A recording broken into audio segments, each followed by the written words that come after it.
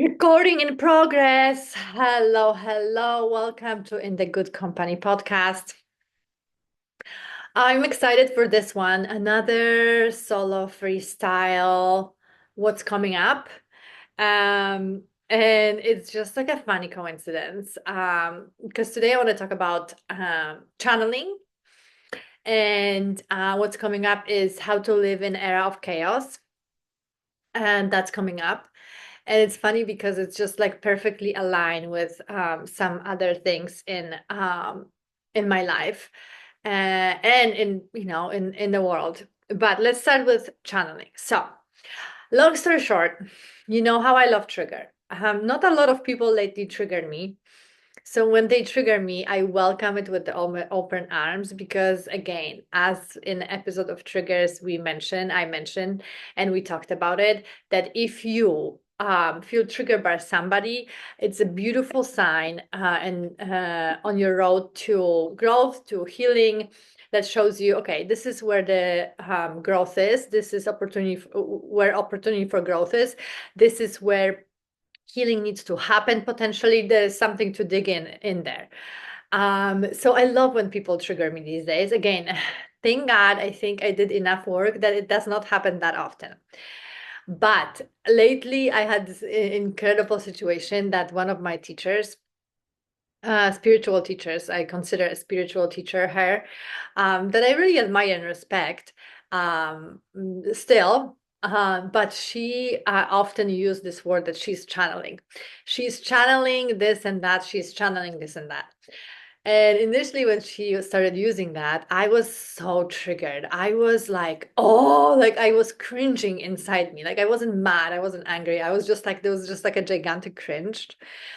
And I was like, that's interesting. And that's interesting. I need to like look into it a little bit. So I started looking into it, and I think I got distracted. Like, I forgot to like look into it closer. I discovered that when I was growing up, there was and I think I mentioned this story, there was this energy healer called Kashpirovsky that everybody laughed at.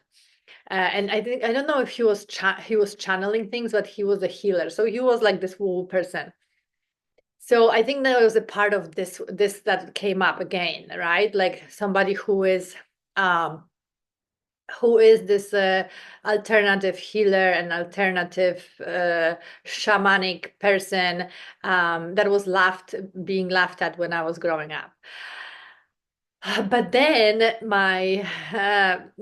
the spiritual teacher I'm talking about released a video that was like a full-blown channeling for 2025. And I was just like, at that point, I started laughing. I was like, okay, I definitely have to revisit it. So I just started asking the question myself, okay, like, why is this triggering me? Why is this like so cringy to me? What is this about? And what I discovered is that, this whole idea of positioning yourself, but because when you say you channel, it seems like you position yourself as a guru, right? And this whole idea of guru is very triggering for me because I feel like no, nobody is really above anybody here, right? I think we can be all like I always say that you are your own guru. I'm not your guru. I'm just sharing my story, anything and everything that helps me along the way that's coming up. Maybe that can help you, but you are your own guru. You are your own healer. You are, you know the best what's the best for you, right? So when you say I'm channeling, it's this like positioning yourself as this guru-like person. So I just don't like that expression. That was the one thing that came up, and then because we can all channel, like even this episode solos, these are kind of like channeling, right? Like I'm kind of doing it, but I never position it like this. It's the things that are coming up that maybe, because I believe if they come up for me, they come up for many other people. Or maybe are not coming up because the, subconscious is blocked. But if I share it, maybe that will help kind of um, digest that message, or it will be helpful in some level. But the other thing that came up that I actually talk about with my therapist, oh, I think I didn't plug in the mic. Oh my God, it's so funny. The other thing that came up is this idea that I want to be heard, right? Like even this podcast is kind of expression of this potential wound of not being heard and wanting to be heard and needing to be heard, which by the way, there's nothing wrong with that, right? Like why we think that a lot of people who are very high up actually achieve their success because of their wounds. I think all the boys club that is now in America on top, leading it, nobody knows where, or actually we all know where, to their pockets, is all. I can see it clearly, like wounded boys that are angry, that are power hungry, that are greedy. So you know the trauma and the trigger can be a great motivator. So that's why I feel like the part of my healing and my need to do this podcast is the need of being heard. And maybe this channeling is also that kind of, oh my God, she's so confident that she's going out there and she's saying that she's channeling and she's being heard by everybody. You know what I mean? Like it's triggering this need in me, in this potentially potential. And also maybe this need of like leading in some way, but not being able to reconcile it because I'm too scared, right? That I'll be rejected. So it was just so interesting that all these things came up. And that's why I decided today, on the day of the podcast, record this podcast that is actually kind of like exposure therapy, that, you know, it's the one that I always say, what's coming up for me, which is potentially like some level of channeling, right? Which even what I'm saying now, it's like, oh, I'm not channeling. I'm just the things that are coming up, just like they come up for you. But it was just so interesting to notice myself in this situation. Or maybe there's also potential that I do have some kind of gifts. You know, every medium I go to, they also say like you should be a healer. That's why I do energy work right now, right? Like you have this ability to see things through. And sometimes I feel it, like I know it and I feel it, and that's why maybe I'm so drawn to that whole area. But I can't, so for some level, that's why it's a shadow, because I can't reconcile it. I repress it. I'm scared that I will be rejected, right? Because of the, I don't know, which wound or whatever I was taught when I was growing up, right? In a household of two engineers, when everything was very down to earth. Now I'm going to be woo-woo channeling. So just an example how amazing people who triggering you are and situate those situation are. And like Kabbalah said, my other Kabbalah spiritual teacher, you know, there's this concept of Kabbalah, what a pleasure, right? Like when something happens that is triggering to you, you welcome it and say, welcome, what a pleasure. And you look into it, what is the learning, what is the lesson there? So this channeling is just so interesting to me. I'll dig deeper into it. But now I'm going to channel what's coming up for me lately when it comes to, you know, whole situation in the world. So what was really coming up for me lately, oh my God, I hate this word channel, is this idea of what a chaos we live in lately, right? Like on so many levels, especially in here in America, having like so many changes in the government and executive orders 200, who is able to even go through those? And understand it, and you know, on top of our lives that are so busy and so intense and so full of our personal things. And I really, what really came back strong to me is this thing that, you know, I grew up in a household run by somebody who is narcissistic. I grew up in a household where, you know, there was a bigger plan that I was never fully included or considered, or my opinion, right? There was a bigger plan that served somebody else, not me, I believe. And I deeply know that. And I learned from so many things when I, started healing it and observing it from farther, when I was able to cut myself out emotionally of it. Those tricks schemes of totalitarian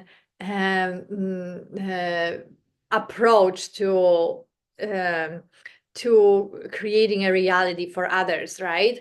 So this chaos is like one of those things. Like I remember like the chaos, creating chaotic situations. So the nervous system, my nervous system or anybody else was like out of whack, was one of these ways to control, because then you can't focus on you can't focus on what's really true, you can't focus on what's really important, because you are so dysregulated. And I think that's what this chaos that is happening now, that's what the purpose of it is.